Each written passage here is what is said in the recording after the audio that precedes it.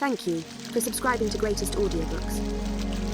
A selection from the Discourses of Epictetus by Epictetus.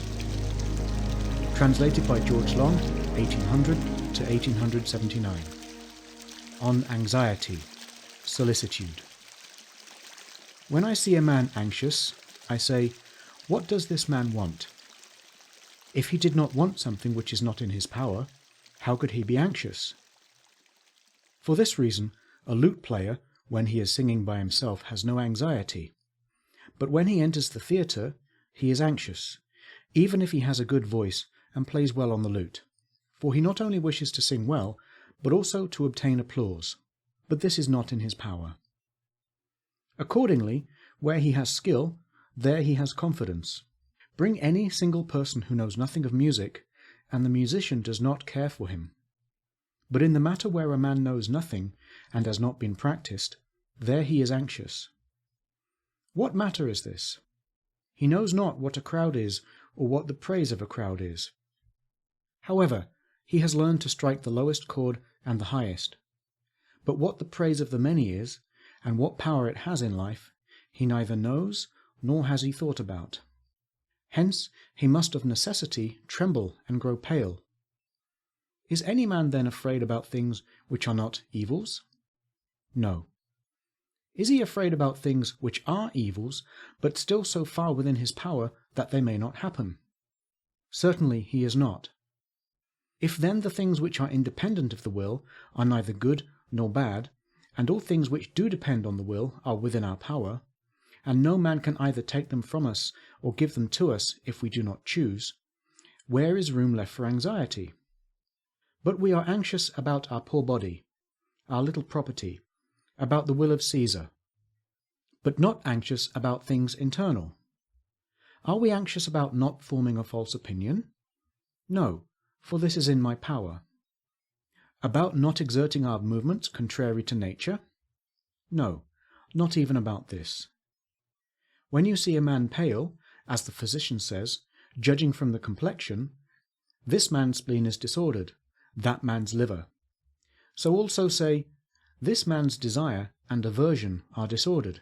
He is not in the right way, he is in a fever. For nothing else changes the colour, or causes trembling, or chattering of the teeth, or causes man to sink in his knees, and shift from foot to foot. Iliad 13, 281.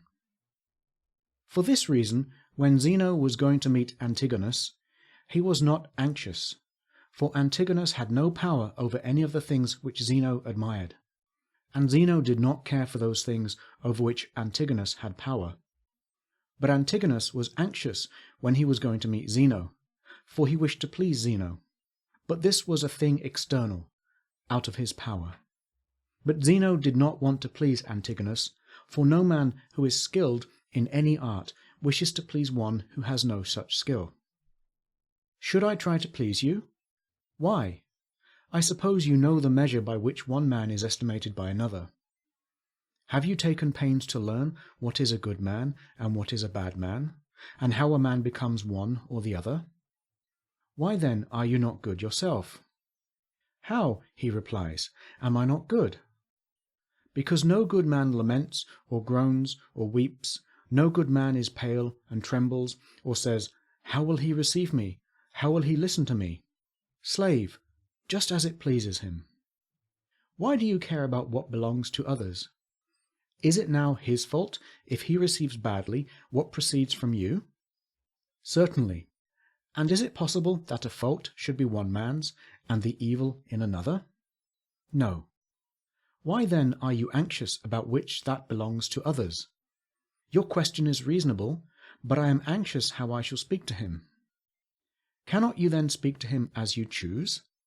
But I fear that I may be disconcerted. If you are going to write the name of Dion, are you afraid that you would be disconcerted? By no means. Why? Is it not because you have practised writing the name? Certainly.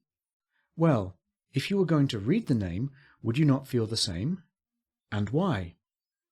Because every art has a certain strength and confidence in the things which belong to it. Have you then not practised speaking? And what else did you learn in the school? syllogisms and sophistical propositions. For what purpose? Was it not for the purpose of discoursing skilfully? And is not discoursing skilfully the same as discoursing seasonably and cautiously and with intelligence, and also without making mistakes and without hindrance, and besides all this with confidence? Yes. When then you are mounted on a horse and go into a plain, are you anxious at being matched against a man who is on foot, and anxious in a matter in which you are practised and he is not?